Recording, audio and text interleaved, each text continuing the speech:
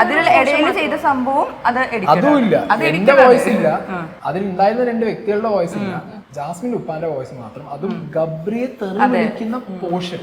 ആ വോയിസിന്റെ ഇന്റൻഷൻ എന്താ? ഞാൻ എന്ന് പറഞ്ഞ വ്യക്തിക്ക് ടാർഗറ്റ് ചെയ്തിട്ടാണോ ആ സാധനം, ജാസ്മിന് ടാർഗറ്റ് ചെയ്തിട്ടാണോ, ഗബ്രിക്ക് ടാർഗറ്റ് ചെയ്തിട്ടാണോ? എന്റെ ക്വസ്റ്റ്യൻ അതാണ്. അത് ഇട്ട ആൾക്കാർക്ക് മാത്രമേ ക്ലിയർ ആവുന്നുള്ളൂ എന്ന്. അതെ, എനിക്ക് ക്ലിയർ ആണ്, കാരണം ഈ സാധനം ഇന്ത്യയിലുണ്ടല്ലോ, ഞാൻ റെക്കോർഡ് ചെയ്യുന്നു, ഈ സുനാപ്പി നമ്മളെ കയ്യിലുണ്ടല്ലോ.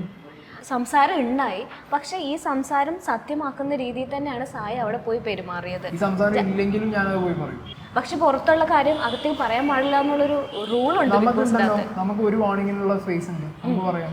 പക്ഷെ ആ വാണിങ്ങിനുള്ളിൽ സായി ഏകദേശം എല്ലാ കാര്യവും പറഞ്ഞു. ബിഗ് ബോസിന് ഒരു വാണിംഗ് തരാം.